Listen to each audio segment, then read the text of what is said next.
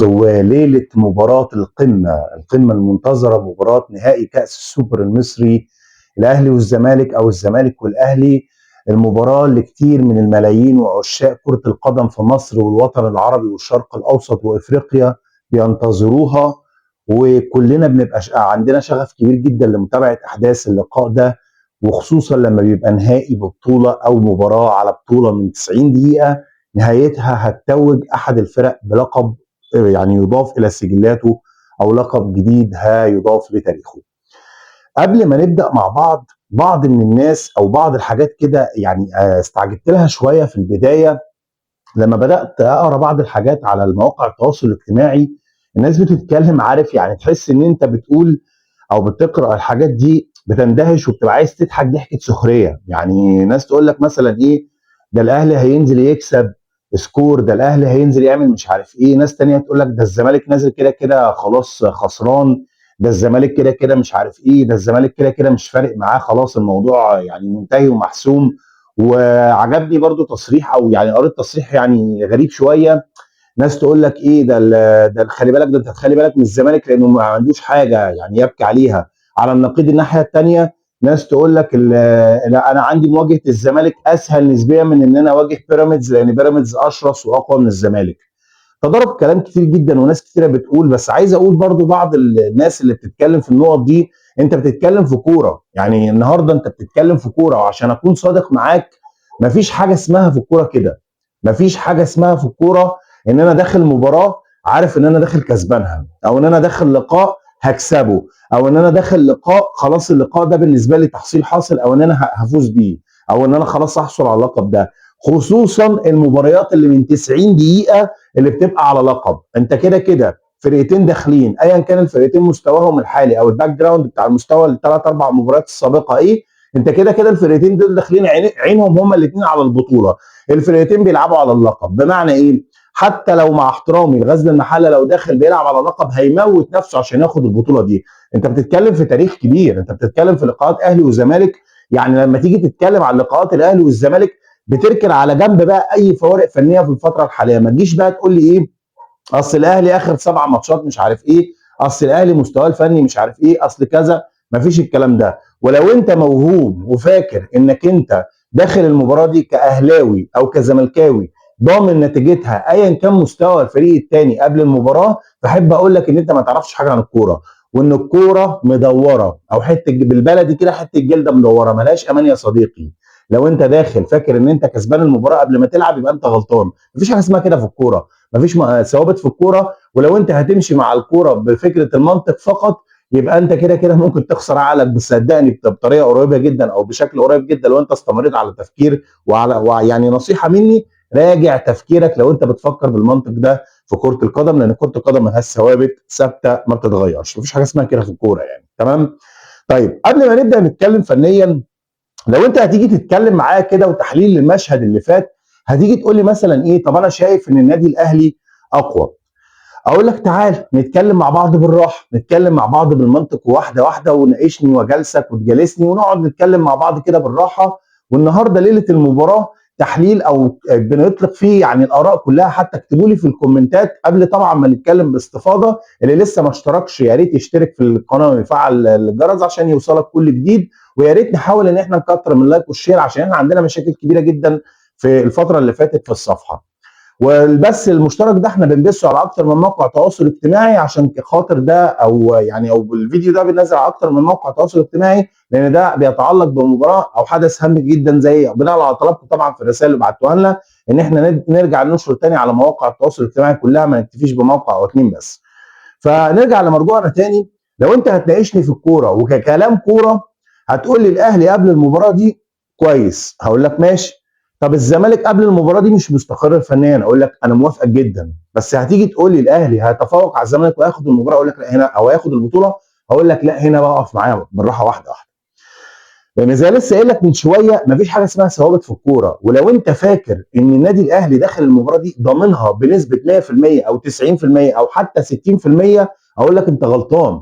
لان النادي الاهلي عنده بعض المشاكل، وهنتكلم لما نيجي نتكلم فني كمان شويه باستفاضه، هنقول كل حاجه باستفاضه عن النادي الاهلي وعن نادي الزمالك. يعني مثلا على سبيل المثال النادي الاهلي انت بتيجي تقول لي مثلا هيكسب المباراه بسهوله، اقول لك اختلف معاك. نادي الزمالك يكسب المباراه بسهوله، اقول لك باماره ايه؟ نادي الزمالك عنده مشاكل فنيه. نادي الزمالك الفتره اللي فاتت مع احمد عبد الرؤوف، الراجل جاي من الدار للنار، جاي من مشاكل، او جاي على مدرب عام مع مدير فني افقد نادي الزمالك هويته داخل الملعب. انا بقيت بتفرج على الكوره، حتى في مباراه بيراميدز الاخيره لعيبه الزمالك مش عارفه تنقل كوره، ما بتكملش 3 4 باصات على بعضها. انت متخيل؟ يعني ناهيك عن احمد عبد الرؤوف ساب الاستحواذ لبيراميدز، لان دي كده كده خطته، لان هو عارف ان هو مش هيقدر يجاري بيراميدز من حيث القوه والاسماء. لكنه على مستوى التمرير، حتى اللي هو السلاح بتاعك اللي انت تقدر تلعب على المرتد، الراجل مش عارف يا عيني، ما عندوش وقت يطبق ده مع اللعيبه. انت متخيل الزمالك كان في عبث فني عامل ازاي مع يانيك فريرا؟ الموضوع كان صعب جدا. انا كنت بشوف الزمالك مع يانيك فريرا الشوط الثاني او بعد الدقيقه 60 بالتحديد، الزمالك بينهار، لا في بدني، معدل بدني ولا فني ولا جمل ولا حتى تمريرات بتكمل 3 4 تمريرات على بعض. بجانب الخروج بالكره من الاثنين المدافعين كان كارثي، وده اللي خلى احمد عبد الرؤوف خد قرار انا حييته عليه تحيه كبيره جدا جدا جدا في مباراه طلائع الجيش، لما طلع حسام عبد المجيد، رغم انه حذره اكتر من مره وقال له ما تلعبش الكره الطويله، ما تلعبش الكره الطويله، ورغم ذلك ما استجابش للكلام المدير الفني، وبالتالي فاضطر احمد عبد الرؤوف انه يطلعه ويسحبه وينزل مكانه الونش، في اشاره منه انك انت هتفضل على الدكه لحد ما ترجع لطريقه اللعب اللي احنا هنلعب عليها الفتره اللي جايه. طيب عشان نتكلم فني مع بعض لازم تحط القوتين كده قدامك.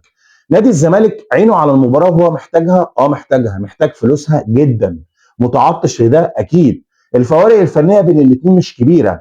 هتيجي الناحيه الثانيه، معسكر النادي الاهلي مع يستروب المدير الفني الدنماركي الجديد، الراجل محتاج يثبت ادامه، بس مش معنى ان هو لو خسر، او معنى ان هو لو خسر اللقب ده ان هو خلاص يعني يرحل عن النادي الاهلي. النادي الاهلي خلاص مش هيمشي اي مدربين تاني خلال الفتره الحاليه، والحساب هيبقى اخر الموسم، حتى مهما كانت النتائج او مهما كانت تبعات اي خروج، الخروج من اي بطوله يعني. تمام.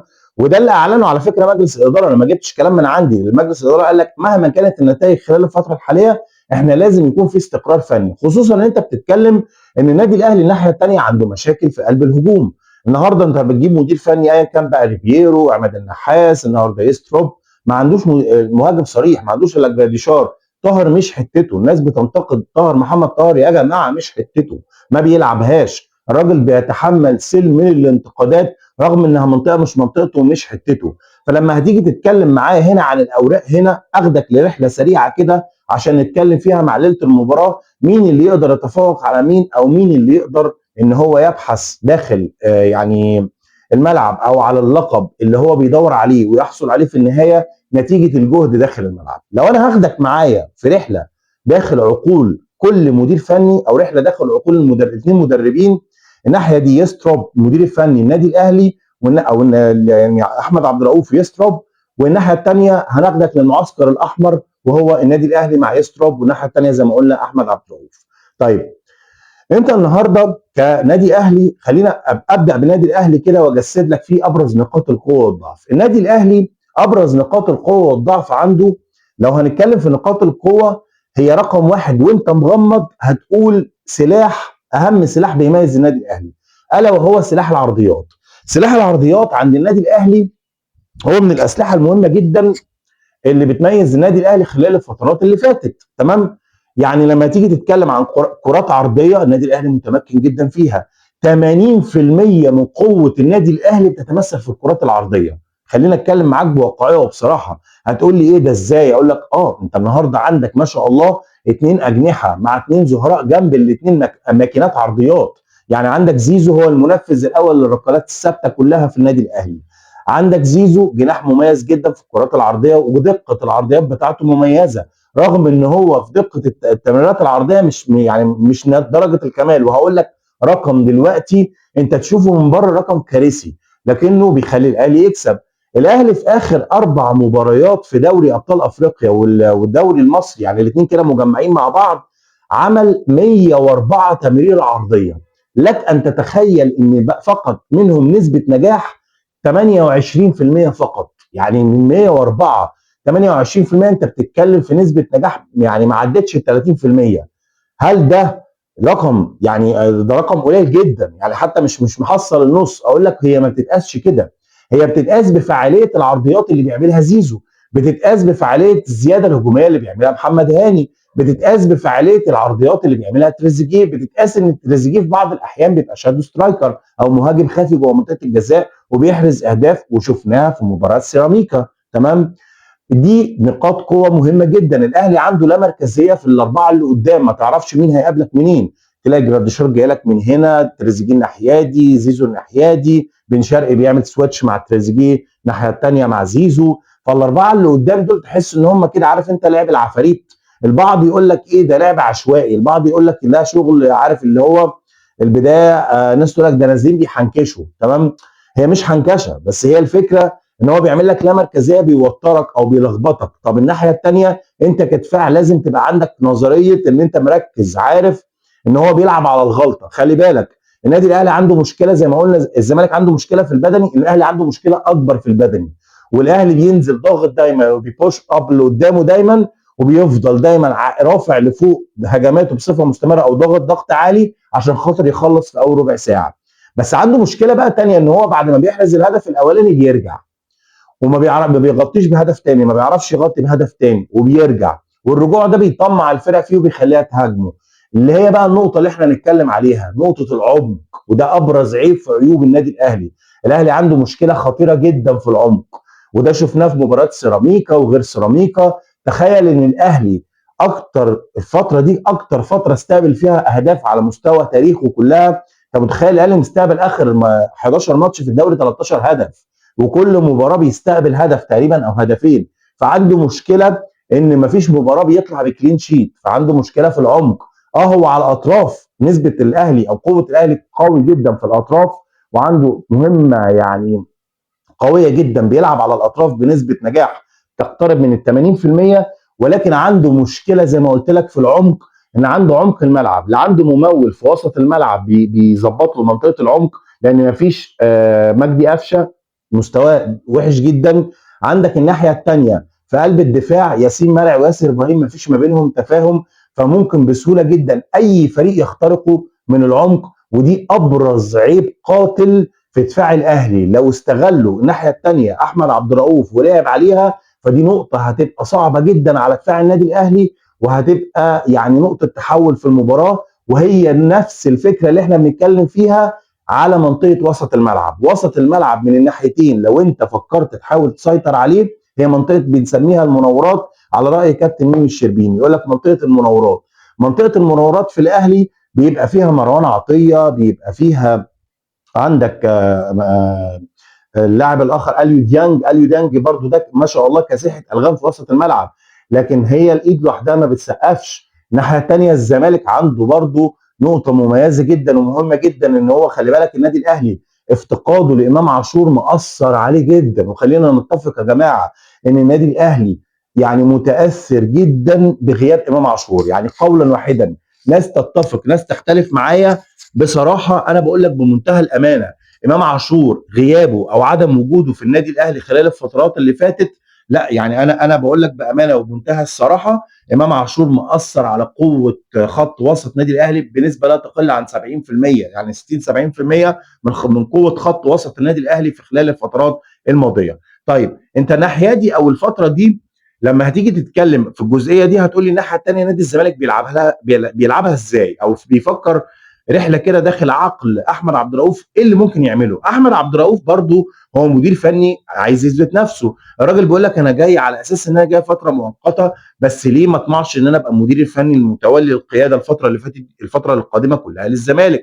منطقه وسط الملعب هي حجر الزاويه بالنسبه للمباراه دي، وهي حجر الزاويه بالنسبه لاحمد عبد الرؤوف للحفاظ على اللقب ده. طيب خليني اقول لك الزمالك بيفكر ازاي في الصد بقى ده قدام النادي الاهلي. زي ما قلت لك الاهلي بينزل دايما او هينزل في خطته ان هو هيهاجم بشراسه بالرباعي الامامي في قدام نادي الزمالك. الناحيه الثانيه هيلعب على كرات عرضيه كتير، هيخلي زيزو يتحرك لا مركزيه مع تريزيجيه وجراديشار وبن شرقي. هيحاول قدر المستطاع ان هو يمول الخط قدام بهجمات كتيره جدا، وطبعا هنلاقي زياده من محمد هاني وكوكا بصفه اساسيه.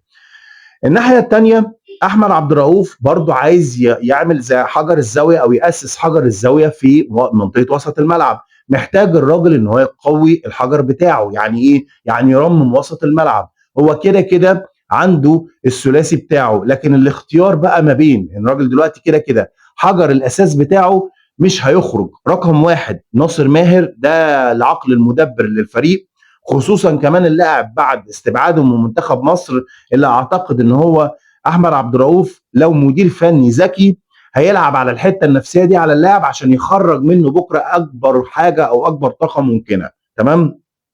الناحيه الاخرى محمد شحاته من الاساسيات في تشكيله احمد رؤوف، لا غنى عنه في التشكيل. الاختلاف بقى هنا هيكون بين احمد ربيع وعبد الله السعيد، على حسب انت محتاج توزع الادوار ازاي وعلى مدار ال 90 دقيقه. يعني انت هتستفاد من احمد ربيع 45 دقيقه زي ما عملت في بيراميدز، وهتستفاد من عبد الله السعيد 45 دقيقه زي ما عملت برضه في مباراه بيراميدز. وده اللي انت محتاج تلعب بيه قدام النادي الاهلي عشان تعمل تنوع وتحاول تمسك كرة شويه او تسيب الاستحواذ للنادي الاهلي. وهو ده اللي هيعمله احمد رؤوف على فكره، مش هيختلف عن مباراه الاهلي، عن مباراه بيراميدز، عن ما هيلعب عليه بطريقه خطه مباراه النهائي قدام الاهلي. لكن عندك الناحيه الثانيه اصابه بنتاج، لكن خلاص الاقوال كلها اللي خارجه من المعسكر بتقول ان هو خلاص جاهز يعني بنسبه 100% ان شاء الله، ما عندوش مشكله. الخبر الصادم بقى ان بتزيرا خلاص مش هيلعب. يعني خلاص احمد عبد الرؤوف دلوقتي عليه ان هو يحط حد بديل ناحيه اليمين مكان بتزيرا. اللي احنا عرفناه خلاص من مصادرنا ان بتزيرا خلاص بره المعسكر، مش هي بره القائمه، مش هي خلاص مش هيكون موجود متواجد في مباراه النهائي. فعشان كده الراجل بيحاول يشوف البدائل. ممكن يكون احمد شريف، ممكن يلعب شيكو بانزا. الراجل محتاج كده كده. خلي بالك نادي الزمالك هو بيحاول يرمم الدفاع، هو كده كده عنده خلاص الاثنين الثابتين الونش ومحمد اسماعيل كده كده هيلعب بنفس الجبهه بنتاج وفتوح، لان يبقى زي ما قلت لك جبهه الاهلي الخطيره عشان توقفها وتنهيها لازم توقف لهم اثنين، فهيوقف لهم بنتاج وهيوقف لهم فتوح. انا في اعتقادي الشخصي ممكن احمد عبد الرؤوف يا يلعب بسيف جعفر من البدايه او يلعب بعدي لو حاله ان هو لو جاهز يلعب بيه جناح يمين او سيف جعفر. وممكن المفاجاه انه يلعب بشيكو بانزا جناح يمين. دي مفاجاه انا اعتقد انه ممكن يعملها ويفاجئ بيها خط دفاع النادي الاهلي، خصوصا ان انا عرفت او ما نما الى علمي ان احمد عبد الرؤوف بيفكر بجديه ان هو يبدا بيفاضل بين اثنين، عمرو ناصر وسيف الدين الجزيري، وميال اكتر بان هو يبدا بسيف الدين الجزيري. وهقول لك ليه.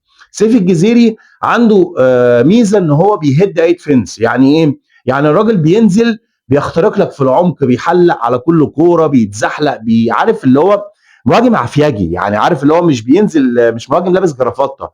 ده عمرو ناصر بقى. عمرو ناصر مهاجم جرافطه، لازم يبقى موجود جوه منطقه الجزاء، بيحاول ان هو تلعب له كرات عرضيه كتير عشان تستفيد من تواجده داخل منطقه الجزاء وتستفيد من طوله. لكن سيف الجزيري لا، سيف الجزيري راجل شقيان، بينزل يعني عارف تحس ان هو بيحفر في الملعب مش بيلعب كوره، بيعمل كل ما في وسعه. راجل بتاع بدني والتحامات وسرعه وقوه، فهو عايز يستفيد من الحته دي في الجزيري. لا سيما ان عداء الدباغ يعني 80 عارف من 80 ل 80 20 ان هو يشارك. يعني ممكن ما يشاركش على حسب الاقوال اللي جايه. بالنسبه اللي هو شارك في المران الاساسي على فكره او المران الرئيسي، لكن هو مش 100% جاهزيته. على حسب هو ممكن او بمعنى ادق، يعني هو طبعا لو مش 100% جاهزيته مش هيشارك في المران النهائي او المران الرئيسي ليله المباراه. لكن اللي انا اقصده ان هو عداء الدباغ ممكن الاصابه دي ترجع له تاني عادي جدا. يعني اصل الشد ده وارد انه يحصل بعد ربع ساعه، وخصوصا ان هو خرج قبل كده من مباراه القمه اللي انتهت بخساره الزمالك 2-1، خرج قبل كده منها مصاب برضه بنفس الاصابه تقريبا. فدي هتبقى مجازفه لو هو فضل يلعب بيه على حسب جاهزيته والراي الطبي زي ما قلت لك. في النهايه زي ما بنتكلم او بنقول ان هنا مباراه القمه او مباريات الاهلي والزمالك دايما او الزمالك والاهلي لا تخضع لاي معايير. لو انت فاكر ان انت تقدر تقول انها مباراه يعني تنافس او مباراه الفريق هيحصل على لقب او الفريق هياخد الثلاثه بونت وهو مستريح او الفريق هياخد اللقب وهو مستريح، تبقى غلطان وموهوم. لان زي ما قلت لك ان الكوره ملهاش ثوابت.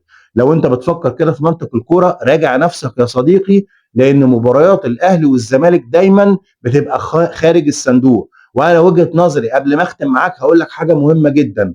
الاسلحه في المباراه دي او كلمه السر هو نقطتين: الجبهه اليمنى للنادي الاهلي اللي هي الجبهه اليسرى لنادي الزمالك، واعكسها برضو هي نقطه سر الزمالك، والجبهه اليسرى لنادي الزمالك اللي هي للنادي الاهلي عفوا، اللي هي الجبهه اليمنى لنادي او انا عكست معلش، الجبهه اليمنى للنادي الاهلي اللي فيها محمد هاني وزيزو هي كلمه السر للاهلي، والجبهه اليسرى لنادي الزمالك اللي فيها فتوح وبنتاج وقد نرى فيها الشوط الثاني شيكو بانزا هي كلمه السر للزمالك. ادي ده مفتاح.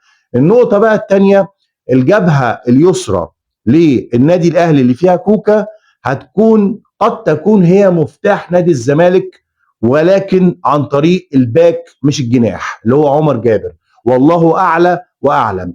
احساسي الشخصي هسيبه لك وهقوله لك، لكن مش هنزله لك في الفيديو. يعني انا توقعي الشخصي هسيب لكم انتوا تتوقعوا في التعليقات وتقولوا. اخيرا اخر حاجه اختم بيها: توقعاتكم ايه هي لمباراه القمه اللي جايه او نهائي كاس السوبر المصري بين الاهلي والزمالك او الزمالك والاهلي، ومن سيفوز باللقب القادم خلال الساعات القليله القادمه؟ هقول لكم توقعاتي في الفيديو ده، بس مش هنزلها في الحلقه، هنزلها بعد المباراه ان شاء الله عشان نشوف مين توقعاته اللي أصدق.